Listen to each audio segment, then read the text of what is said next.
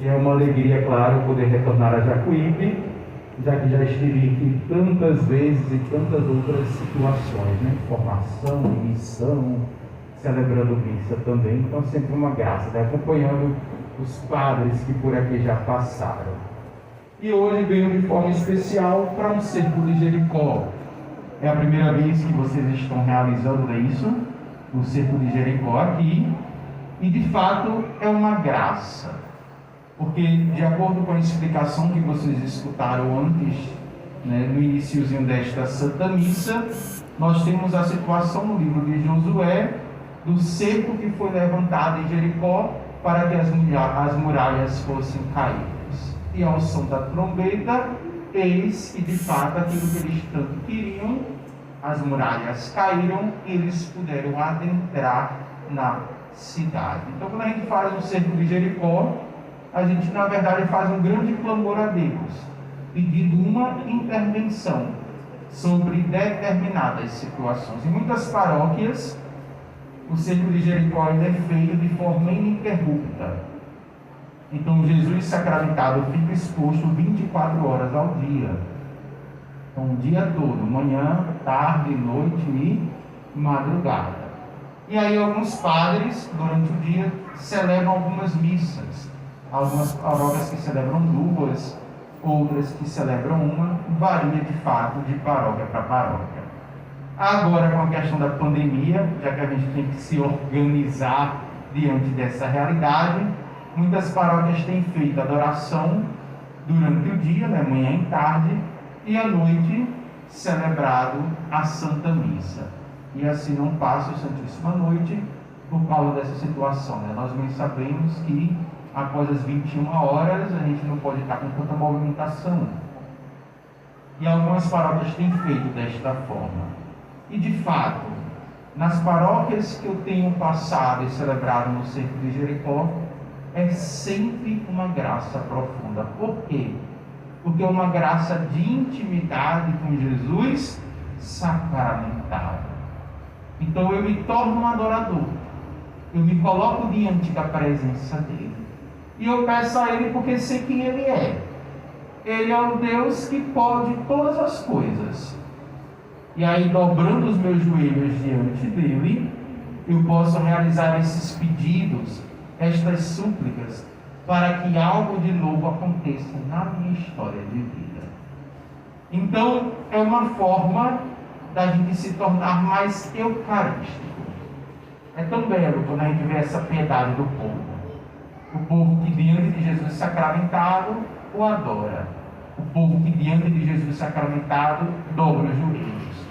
O povo que diante de Jesus sacramentado reconhece quem ele é. Então, qual é um dos maiores frutos do cerco de Jericó? A minha intimidade com Jesus na Eucaristia.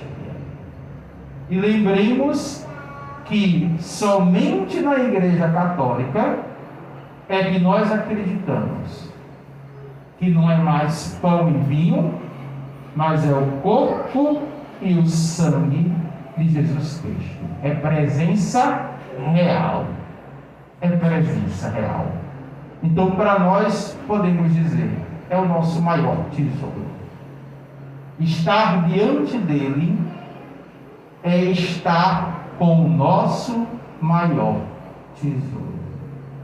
A liturgia da palavra hoje, ela é muito consoladora. Nessa época de pandemia, eu tenho observado que as pessoas têm sofrido bastante pela morte dos familiares, pelas doenças, não somente a Covid, mas tantas outras que se somam, pelas crises de ansiedade. É uma época que eu tenho visto muita gente ansiosa. Tem gente, por exemplo, na minha paróquia, que já há 2 anos não consegue ir. Teve uma senhora que foi hoje lá em casa, ela disse: padre, há 2 anos eu não saio de casa. Saí hoje, eu disse, é o primeiro lugar que eu quero ir é na casa do padre. E aí hoje pela manhã ela fez esse percurso. É só atravessar uma rua.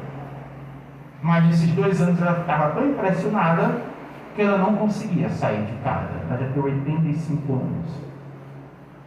Então a gente tem observado o quanto nesta pandemia as pessoas têm sofrido bastante. E especialmente emocionalmente. Se sentindo acuadas, se sentindo com medo, se sentindo depressivas, escutando tanta coisa sem saber aquilo que fazer. E como é que eu reajo diante de tudo isso? Eu que sou um homem de Deus, uma mulher de Deus, eu que tenho fé, eu que acredito diante de nosso Senhor. A palavra de Deus, ela se torna então norteadora, porque ela vai nos guiando diante de situações assim. E o que é que nós escutamos no Evangelho de hoje? Nós escutamos o capítulo 5 do Evangelho de Mateus, que é extremamente conhecido. Como é que nós chamamos aquilo que Jesus Cristo fez? Quem é que poderia dizer? Como? As bem-aventuranças, tudo bem. E o ato, o discurso de Jesus, como é que nós chamamos? O sermão da montanha. Então, um sermão, uma homilia, como eu e o Padre Elias fazemos quando celebramos a Santa Missa, e que Jesus Cristo fez para uma multidão. Na versão de São Mateus, ele fez no alto de uma montanha. É algo estratégico. À medida em que fala, o vento leva. E aí a voz ela é amplificada. Na versão de Lucas, foi no local plano, numa planície. Mas aí entrou para a tradição aquilo que nós escutamos na versão de Mateus, de que Jesus Cristo fez esse sermão, esta homilia no alto de uma montanha. E meus irmãos e minhas irmãs, o que foi que ele disse? Por que é que este sermão se tornou tão conhecido? Nós podemos dizer que este sermão é como a carta magna do cristianismo.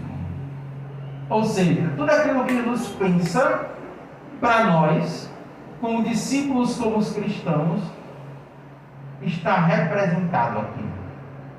É como se fosse uma carta, uma regra, para como nós devemos ser, para como nós devemos agir.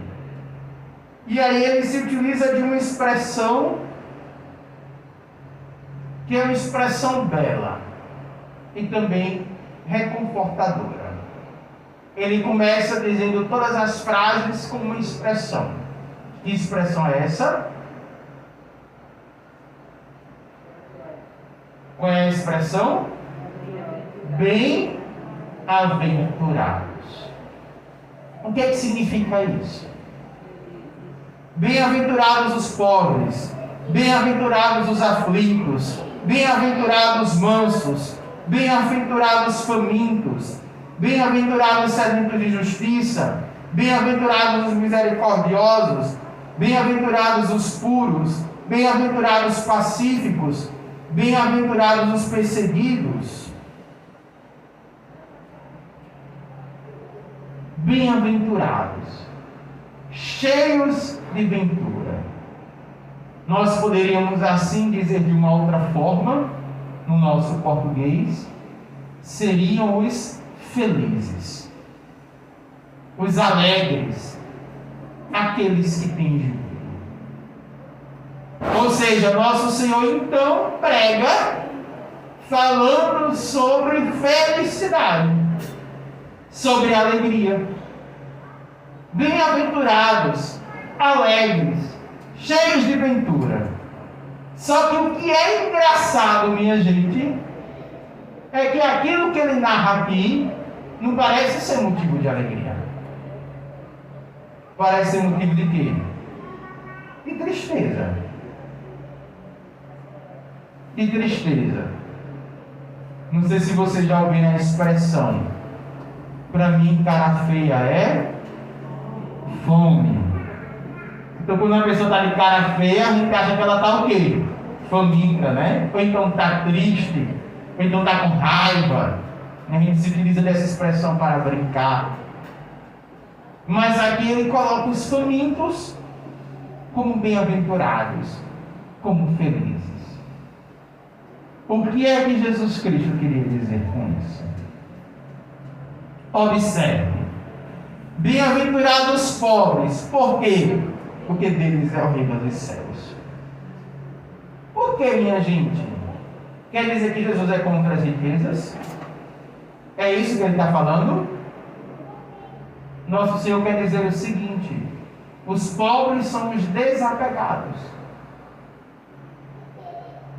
Então, às vezes, a gente se apega a algumas coisas e perde o reino do céu, por causa do apego aos bens materiais, aquilo que nós temos.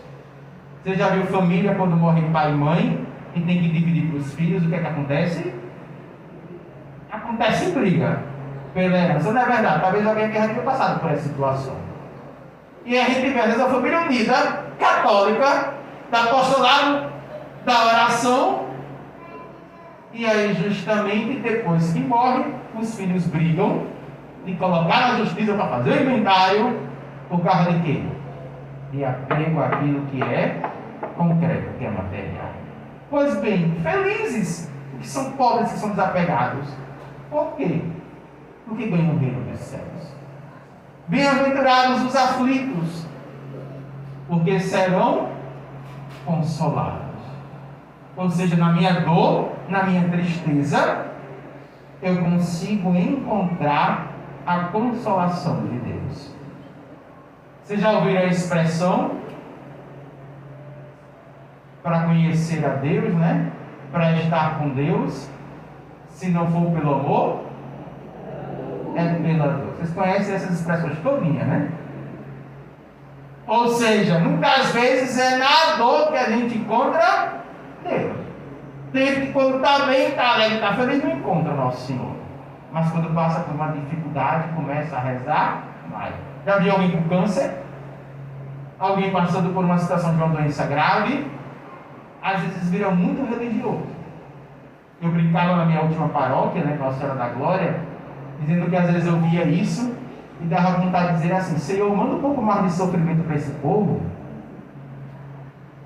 para ver se reza um pouquinho mais, para ver se dobra mais os joelhos. Porque quando a gente passa por sofrimento, o que é que a gente faz? A gente reza mais. Bem-aventurados os mansos, porque possuirão a terra. Ou seja, aqueles que não brigam por besteira, que não são estressados. Olha para a pessoa que está do teu lado, vê se ela tem uma cara de estressada, né? Tem gente que é assim. Já viu quando está em casa com os filhos? Aqui na igreja fica caladinho, mas quando está em casa virado na teia. E briga com o menino, e briga com a menina, e briga com o marido, e briga com a esposa. E aí, às vezes a criança, né, que é muito verdadeira, vai dizer: tá vendo, ó, acabou de chegar da igreja, olha como é que é, dentro de casa. Diz ou não diz? Diz. Às vezes o marido diz: né, tu não estava rezando, mulher? E como é que vem aqui para casa e faz justamente isso? Então, o que é que as crianças e o marido, por exemplo, percebem? Que talvez aquela oração não esteja servindo de nada. Por quê? Porque não está havendo mudanças, transformações de vida. Bem-aventurados mansos, aqueles que não perdem a paciência por qualquer besteira, porque possuirão a terra prometida.